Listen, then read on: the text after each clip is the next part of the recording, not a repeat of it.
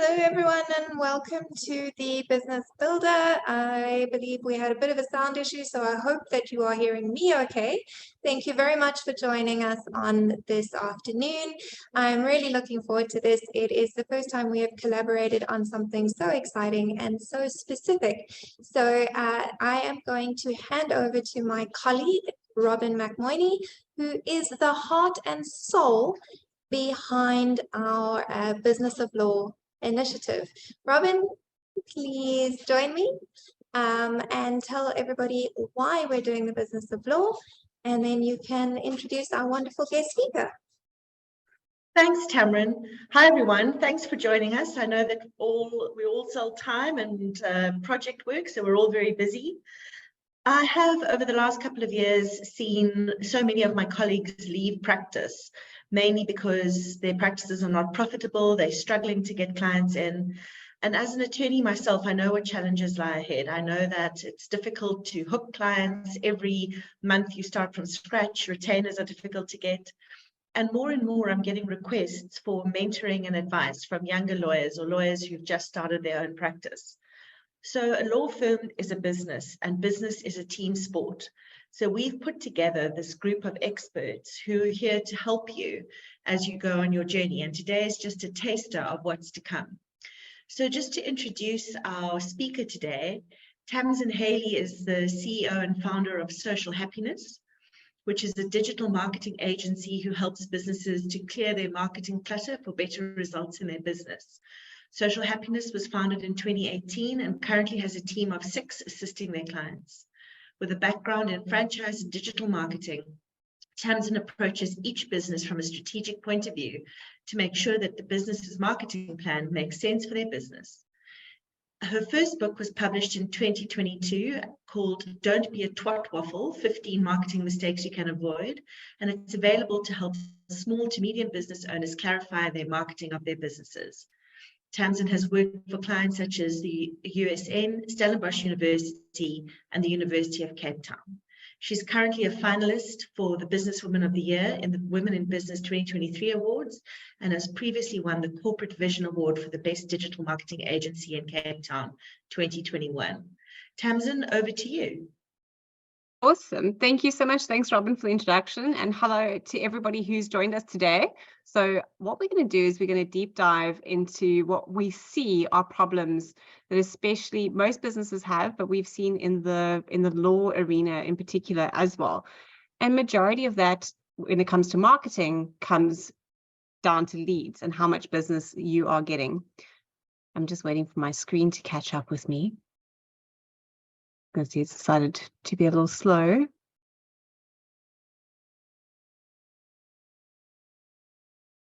Everyone, let me just try that one again. I'm not sure why it didn't just start. There we go. All right, it just needed a little love and attention today. So what we want to do is unlock client growth for you in your business. And that's all about finding leads and the right kinds of leads. It doesn't help that we turn on a marketing machine that doesn't bring us the people that we need to be talking to. And especially when we look at an arena like law, there are so many subcategories and specializations that you each bring to the table. You want to make sure that you're talking to the right people and using the correct channels to get to in front of them and get them to you as well. So just a little bit about me. So thank you for the introduction, Robin. I've been in marketing now for just over 10 years. I've specialized in working with businesses in the digital sphere. But that being said, I've worked with marketing across all of the different realms, including TV, radio, your outdoor marketing. So when I look at marketing for a business, I'm always talking about the holistic ecosystem that we're creating and bringing people into. Yes, I love digital. There's the tools that I believe really do push us forward. And simply for the reason that people are already spending time online. So it's a good place to find new people, build relationships with them and move them into our client funnel. So what stops businesses from getting good leads? I want to deep dive this today because this is the beginning part of the marketing journey for your business. And if you can solve these issues, you actually can open up the floodgates for your business to get new leads, get new clients, and grow to the size that you would like your business to grow to. And hopefully give you some time back into your life as well, working a little harder, not smarter at the end of the day. So first and foremost, I see this with all businesses. There is a lack of targeting when it comes to our marketing. We focus on anybody and everybody who would like to do business with us. But this approach really doesn't help in our marketing in general, but specifically our online and digital marketing. The more information we have about our target markets, the easier it is to actually find them online and give them the message that really answers the problems that they have in their life. Businesses can focus a lot on the product or service offering that they have to take to the table, rather than what issue it is that they solve for their ideal client. And why I point that out is we are incredibly egocentric beings. It is. We view the world through our lens of me, myself, and I. I am the hero of my own story. So I'm not going to spend my hard-earned money on things that I don't see how it qualifies my experience or solves an issue or problem or helps me get to that next level in my life. So when we know who we want to talk to, we can figure out the exact pain points that we answer for people. And I think the arena of law is really nice from that perspective. If someone's coming to a conveyancing lawyer, there's a specific reason. If you're going to a divorce lawyer, there's a specific reason. I think your contractual and business lawyers can be a little bit more open-ended, but there's specific things that you can really answer as issues for people. And knowing who it is that you want to talk to can clarify that as well. The second problem we see when it comes to lead generation is lack of strategy. Often businesses just sort of shoot and miss in the dark and, we need a little bit extra here, so let's put out an ad, or let's try this. And there's no actual goal. You need to know what it is that you're building towards. If the answer at this point in time is more leads, that's great. And it's a first step in the right direction to a good strategy. But you need to then go and deep dive that a little bit more. How many leads? At what kind of cost, what do you want to be invoicing each of those leads, so that you know what you're working towards. And that can also help you determine who actually falls within your ideal target market, because you might need to get a lead that brings you 5 to 10 to 15,000 rand a month, not a lead that's going to take an hour of your time and only bring in so much income. And often we also see is that the kind of clients that are really good for businesses to work with, especially in a service providing space, are the ones where they're going to come in for a number of hours or for different kinds of consultations, and not just, tiny little things here and there. There's often more admin associated with that. So just developing a good, clear strategy for what you need in your business actually helps your marketing. And from there, once you know what the goals are, you can see how you would go about achieving them. Then the next is a lack of research. So we, get these ideas, we build a strategy, and we just take it straight to market, rather than going, where are these people? Who are they? What are their problems? How can I talk to them? What kind of language are they used to using? When we're working with a professional service, and I can say that I'm guilty of this as well, I'll be deep in conversation. I'll be talking about PPCs and SEOs because that is my language as a marketer. And if I'm speaking to another marketer, they know exactly what I'm talking about. But jargon is a huge killer when it comes to actually connecting with people. So if we know how people are talking, we can figure out how to best speak to them, to connect with them and bring them further up your lead channel. We also find weak value propositions is a big deal for businesses.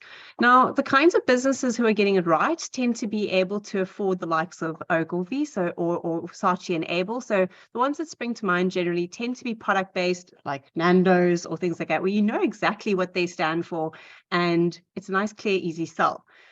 Smaller businesses and medium-sized businesses struggle with their value proposition. I often sit in conversations with people and I'll say to them, what is it that sets you apart from everybody else? And the answer is customer service. But if everyone is saying customer service and just those two words, you're not really differentiating yourself from the market. So we need to clarify what exactly that means and how it is that we bring that to the party to help the people that we want to connect with and at the end of the day sell to. We also tend to be very impatient when it comes to our marketing, and we forget that we need to nurture people and bring them into our ecosystem and then move them up a sales channel and ladder, really. So marketing is your first way to catch people and bring them into an ecosystem. Yes, we need to tell them how to do business with us. Yes, we need to tell them what we sell and what they can expect and what problems we answer. But often we need to do quite a lot of relationship building. And this is especially true when it comes to digital marketing. Now, if we're connecting with somebody for the first time on a digital platform and we need to build that relationship with them, it's going to take a lot more time, practice, and patience than if we've bumped into them at a networking meeting and somebody's introduced us to them and they've said, oh, this person was great because they solved this and this problem for me. Remember that thing you were telling me last week that you were struggling with? They'll be able to help you with that. We've got to build that trust and authority, and it's actually nurturing people through that process. And even being said, when you get a referral, one of the first things we do is we often jump online, we check out Google reviews, we want to see how other people's experience has been of a business. So our digital marketing plays a part in all the different spheres that we are branching into as far as our marketing is concerned. So networking and digital marketing, as an example, work really, really well together. So we need to nurture and we need to focus on a good nurturing plan. We also forget to follow up. And this is more of a sales process than it is a marketing process, but you can develop good marketing material to help you with that follow-up process and make sure that you're touching base with people that you've had a conversation with, you've maybe sent out a quote to, or you've done a bit of work, but that next step needs to take place. That follow-up process is crucial. It generally costs us less money to acquire a client and keep building that relationship than to just keep acquiring new clients and bringing new money into the bank account. We also often work from outdated data. So I love this black and white picture of a very old data center because that's what it used to look like. And sometimes when we speak to clients, we often see that the last time they actually had any data that we can work with was a year ago, 2 years ago. And that is quite prevalent at the moment because of 2020. It did a lot of things in businesses. Yes, it has catapulted us more into the digital age and more people are jumping online and making use of it. But for a lot of businesses, there was a bit of a standstill period where they went, I actually just don't know how to cope with this. Let me exit from our digital marketing. And now their data is out of date, and how people are using social media or different kinds of social media channels, or even the way that we want people to connect with us when we're looking for services has changed. So up-to-date data is very, very important when it comes to decision making in your business. And then we also have a poor conversion optimization. So what we normally see in businesses is we go, okay, cool, there's lots of leads coming in, we're sending out lots of proposals, it feels like our marketing is working. But if we look at what happens between proposal to actual client acquisition, there's generally a conversion problem. And what good marketing and good sales processes do is they just help us to close that gap. Why I bring this up in a marketing conversation is that, yes, it's a sales problem, but marketing is often the door that then gets knocked on to, well, there's something that's missing here. It must be the quality of leads, and it can be the quality of leads, but oftentimes it's actually just a bit of a breakdown in the conversion space. And it could be because of follow-up, or it could be because of a misunderstanding. It could be because of jargon usage. There's a number of different things that we can look at and unpack in that space to assist businesses. And I think the big one is the choice of channels out there. I've often come across businesses that have like 10 social media platforms or 8 social media platforms. And then we sit with business owners or decision makers in a business who are stuck with the problem of, I have to create a lot of content just to service this. And you become almost consumed by this process rather than creating a good, clear strategy which can work for you. And it's important that we focus on the choice of channels, one, so that we don't have overwhelm as far as management of it is concerned, but also what channels speak to the kind of people that we need to connect with. So if you're working mostly with businesses, there's actually almost no point being on Facebook anymore. And I just say that because sorry, I've got a very persistent cat here. But the amount of people who've climbed onto Facebook is astronomical. It is still the largest platform out there, and the amount of content on it is quite overwhelming. So we're finding that people are really doing e-commerce buys from it, or consumer-driven content. It really works well. But when you're wanting to converse with businesses, you're falling on deaf ears. So something like LinkedIn and Twitter, when you're looking at big decision makers, thought leaders, would be better choices. That being said, let's say you're working in the divorce sector, Instagram or TikTok would probably be your strongest platforms. So it's important to know who is it that I'm talking to and then go and find them in that space. And rather than creating any and all contact points that you can think of, narrowing it down to the ones that are really going to generate money for you. And what I add as a provisor on that is that all companies should have a Google Ads plan. And that is really where the psychology of sales needs to come in as well. Why Google Ads? Yes, it's competitive. Yes, you've got to bid against anybody else in your sphere who's doing it. But people climb onto Google when they have an immediate problem right now that they need a solution to. So you get to catch 3% of your active audience at any point in time if you just have a Google Ads presence. So if that's the one thing you can take away from today that you have to turn on in the next week, consider a Google Ads account. And if you're looking at what kind of ad spend you need to do, there's a lot of information out there that tells you the bigger your budget, the better your results, of course, because you're spending more money. But before you get to that bigger budget, start with something like 2,000 Rand a month and get a campaign that's working for you that you know is bringing you leads, and then you can up the spend on it. Rather optimize what you've got and then spend more rather than spending more and hoping it's just going to catch a whole load of extra fish for you. So how do we combat these blocks? So I've pointed out that there's a number of different problems: strategy, research, data, channel choice, but there are 15 different marketing mistakes which I know you can avoid because I've seen businesses hit brick walls time and time again in the time that I've been practicing.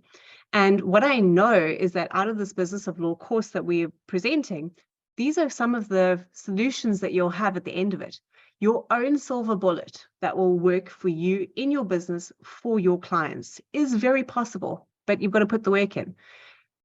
Who are you saving? Whose lives are you making a difference in? It's that target market. Really just being able to step into the shoes of the people you are helping and answering their problems in a way that they can see the value of working with you.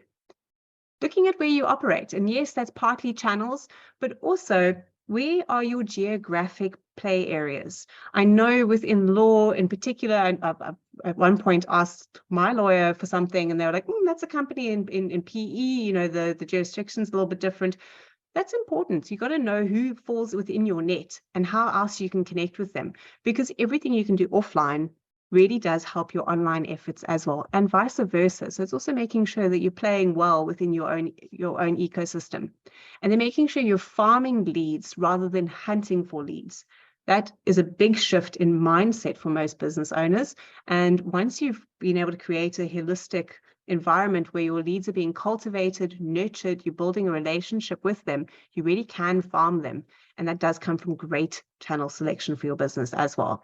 Having a plan you can execute makes a huge difference. And especially as a business owner, depending on the size of your practice, you might be the only person in it, or you might have one or two people assisting you, but it gets busy, you know, especially if you've got different seasons for things. Sometimes life can get away from you, or you feel like you're not getting to work on your own business at the rate that you would like to.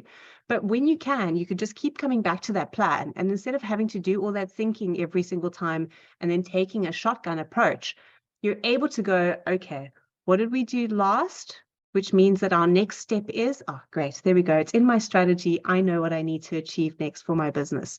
And a big part of that is actually then pulling in your website and making sure, one, you have a website, especially for a professional service, because it just gives you such authority, trust, and credibility. And making sure that it also works for your end consumer. It doesn't help if you've got one of those websites that you click on and you're just waiting for it to load and load and load and load and load, which does happen, especially thank you to load shedding. We've got bigger issues as far as server sizes and speed of our service providers, but there are ways that you can work around that. And then building a plan where you can test and measure what you're doing so that you know what you should do more of and what you should do less of to get the kind of results that you want out of your marketing. Creating yourself or somebody in your business who's an absolute master at getting the right kind of content out there. And I've got a formula which walks you through a process and helps you create a story guideline that makes a difference to people's lives. They can see exactly how you slot in, how you solve their issue, and how you should do business with them, as well as highlighting what does success look like if they decide to work with you, and reminding them of what failure would look like if they don't work with you. And when we talk about failure in marketing, we use it a little bit like salt on dinner, sparingly and when needed, to highlight points. And again, why you are the service provider that they need to connect with. And also getting to know the tools in your toolbox. So that's yourself, firstly. What do you know about what you do? What are the problems that you see time and time again? What are those frequently asked questions that you can be turning into good marketing material? That's one part of it, is that good knowledge base, which only you as the expert in your business and industry can really bring to the table. But also if you've got service providers that you're working with, or an admin assistant who's helping with some marketing, what are their strengths? What are their weaknesses? What else can they help you with? These are often conversations that we forget to have with the people in our lives. And I've got a good way to poke into that and help you really maximize what you've got at your disposal. And then getting yourself out of the way of your business. So having a plan is part of it.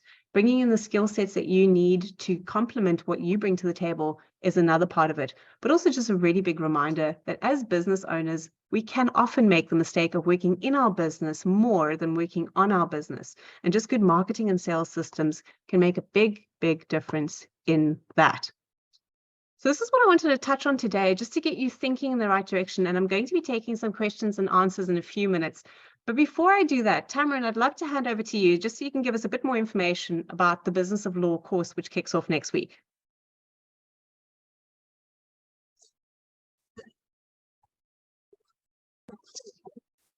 Thanks, Tamsin. That was very cool. I hope that everyone watching found it as helpful as I did. We are obviously recording this as well. You will receive a copy of the recording. So if there is anything that you thought was amazing and you didn't write down notes, you can go through the recording later. I do want to tell you more about our Business of Law collaboration. I am very, very excited about it.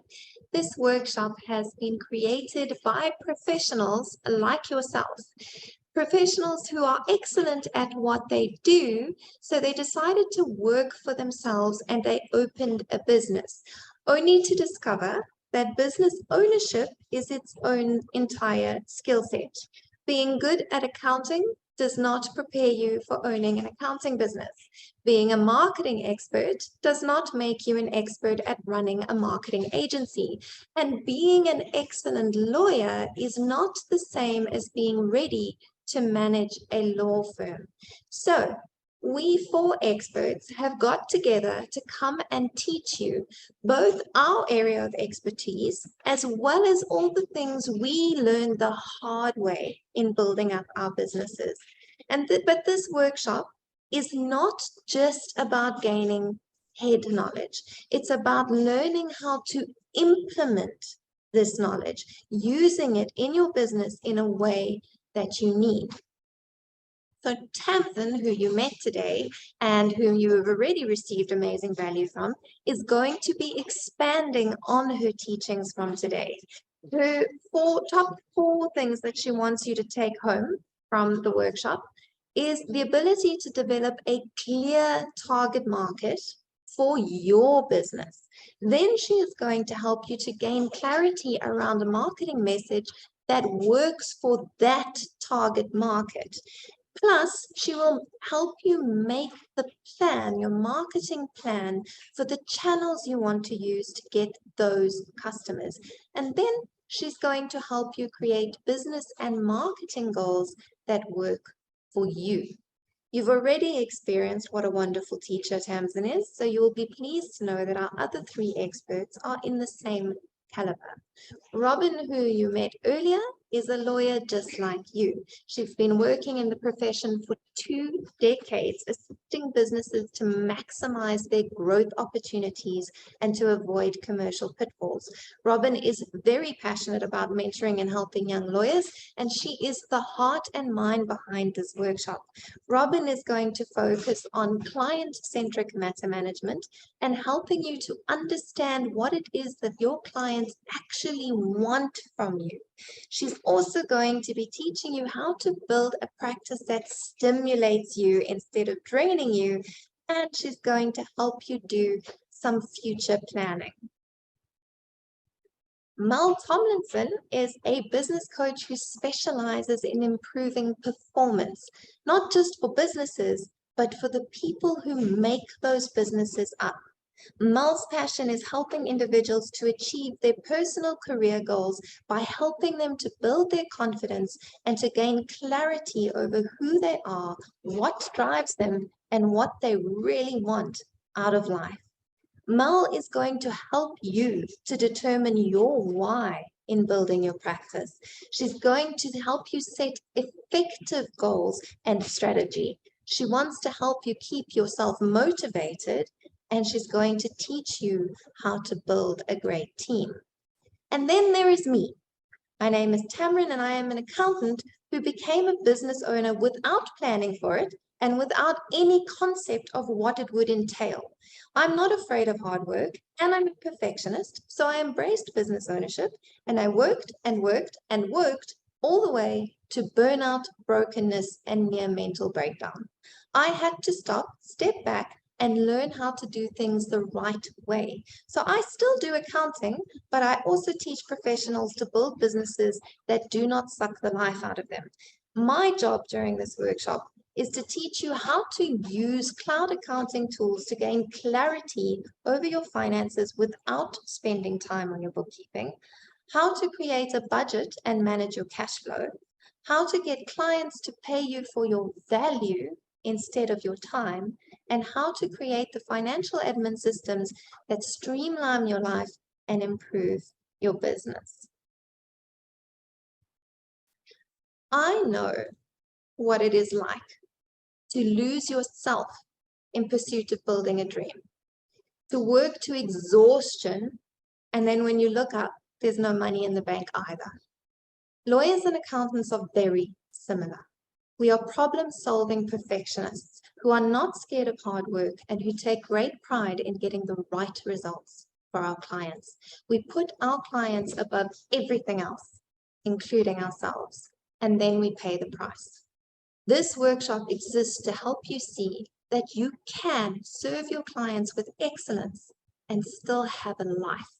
So if you are feeling overworked, overwhelmed, and drowned, and you do not have the financial success to show for it, or if you've just launched your new business and you don't want to end up feeling that way, please do come and join our workshop. I am popping the details in the chat for you. It is 6 weeks that will change your life for the ridiculous fee of $5,995. We've got an extra special for those of you who joined today. For the next 24 hours, we are opening up the link for our early bird special. So you only have to pay $4,997 to come and join us. That is less than 5,000 Rand for 4 experts to change your life over 6 weeks. It's a no-brainer. So please, if you are interested in the workshop, use the link in the chat to come and join us. And if you're not, and you want me to move on to the Q&A, then Tamsin is going to help you with all your marketing questions right now. Perfect. Thank you so much, Tamsin. I think that was great. And I see there's a couple of questions coming into the chat already. So if you do have a question that you'd like me to answer for you now, please feel free to type it out. I'm going to start with Geraldine's question. So just to read it out here, it's how do you attract clients from niche areas? She's asking specifically about divorce clients because it's not a simple case of just approaching agents or brokers like it could be in other areas of law. And Geraldine, I think that this is a really good question.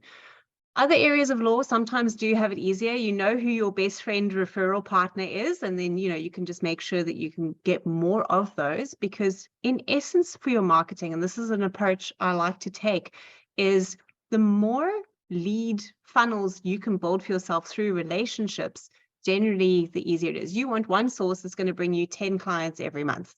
Now, when it comes to divorce, that is particularly challenging. So we can't always go that route. And it's worth exploring, and we'll do this in the workshop as well, because I've started pulling some of this together.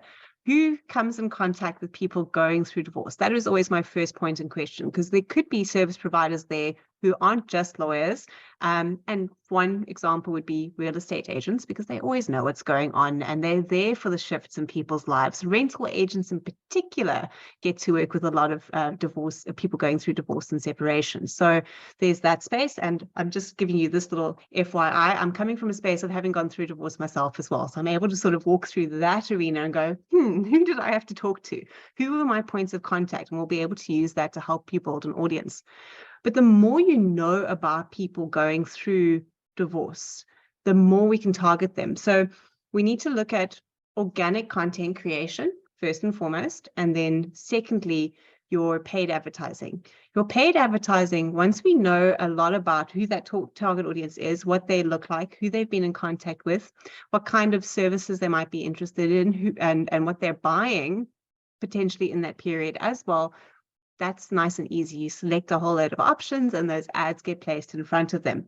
But when it comes to your value proposition and creating a relationship with people going through divorce, what would be very important here, I feel, is nurturing. It is such a raw state and space to be in that if you are a service provider who is actually able to connect with people on that emotional level and meet them where they're at, they're going to feel that you understood them. And they're going to contact you because you loved me when I was feeling really, really low.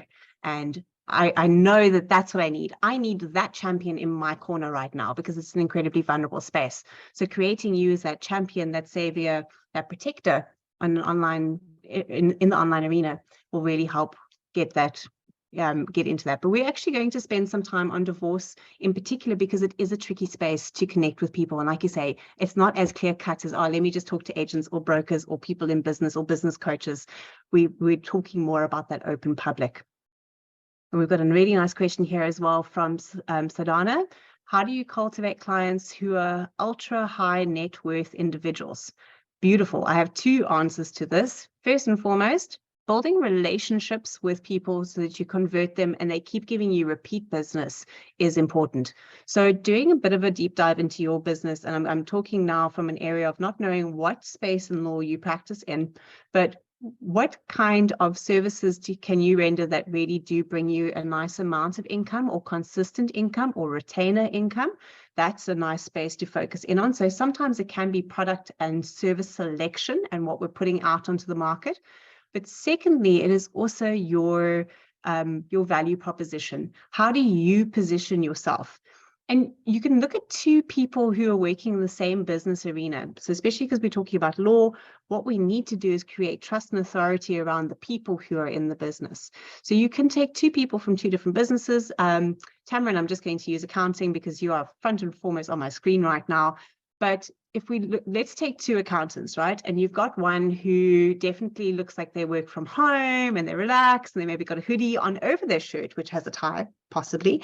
And then you've got one that looks ultra professional, smiling all the time, is accessible, just as an example of your visuals and where it comes to marketing. You're building a higher value proposition around one type of persona and one type of business.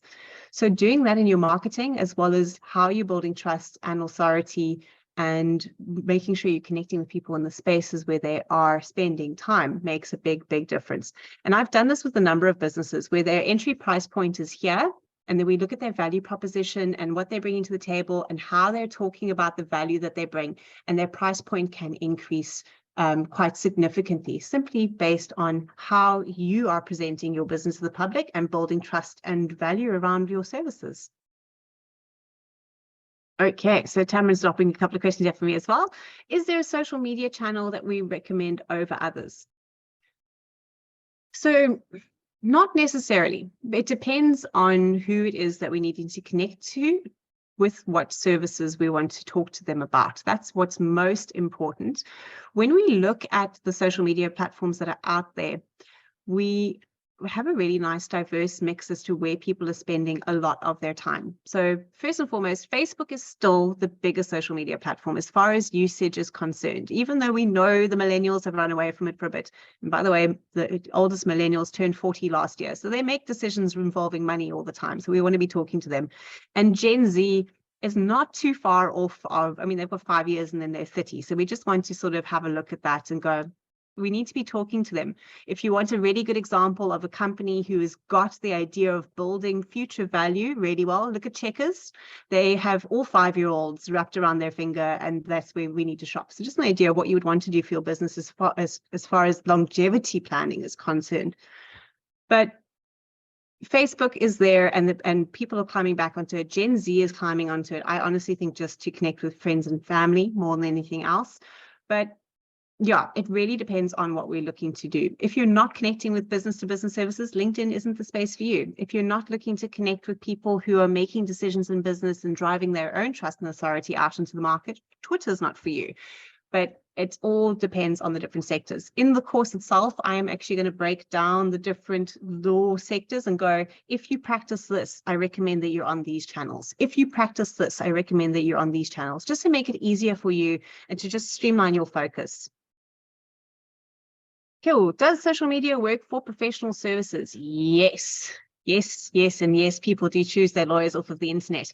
We get our information from 2 sources these days. We still ask friends and family for recommendations and who did you use and help, I'm stuck. But we either then take that recommendation and then go and look for them on the internet. Like I had a phone call yesterday from somebody that I've never met before, from somebody that I met 2 years ago.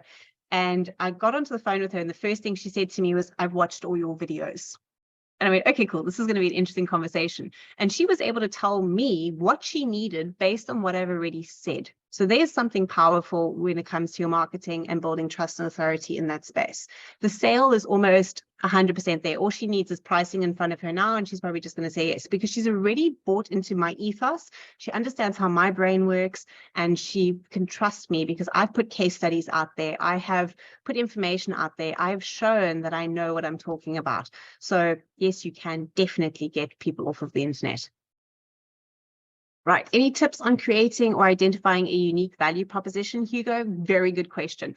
So when we look at a unique value proposition, especially when we're looking at a professional service, my first point is actually, where's your CV? What can we say that you've done? Where have you studied? Let's start with your background, because it is those check boxes that people want to know about. And sometimes we forget to talk about these things and, give ourselves those accolades where we've deserved them, where we've worked hard. And especially in a professional service, you've done it. You've got to have your paperwork behind your name.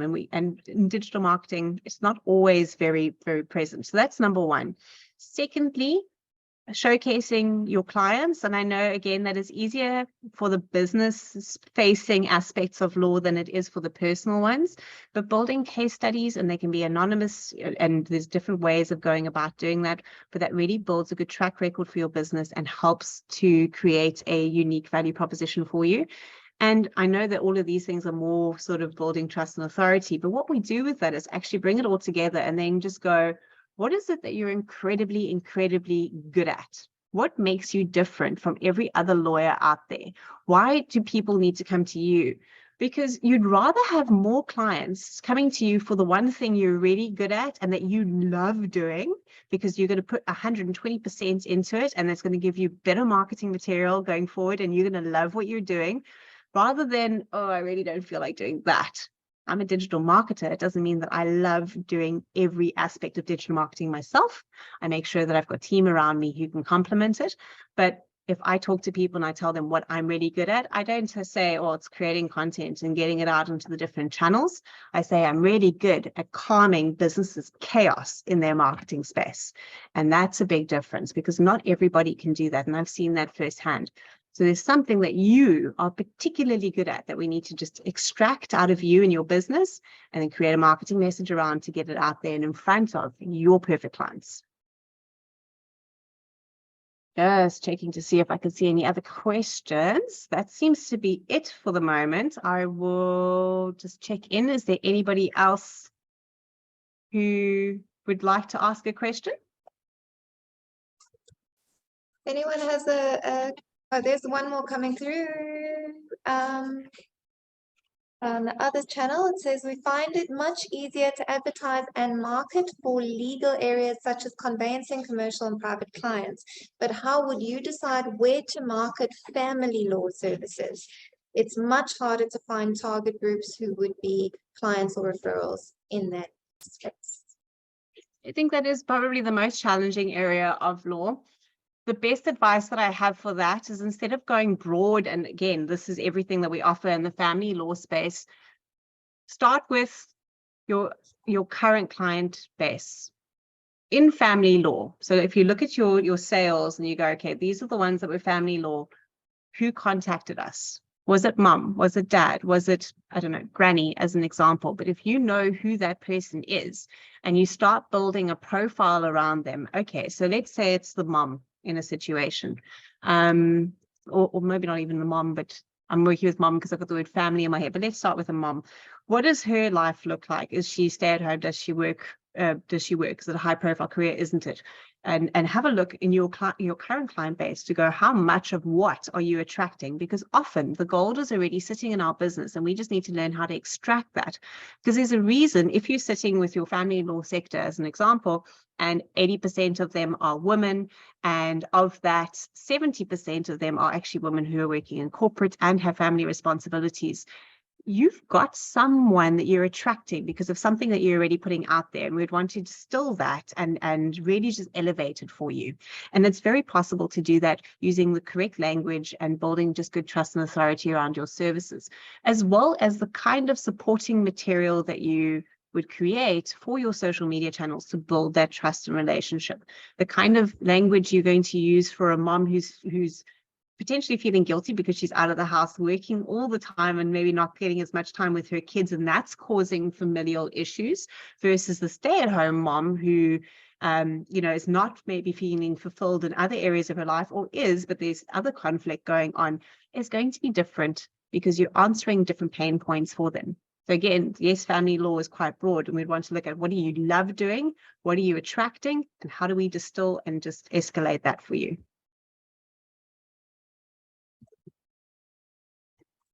Thanks, Tamsin. That's very cool. That seems to be all the questions we've received so far. Thank you so much, Tamsin, for the teaching and the questions and the answers today.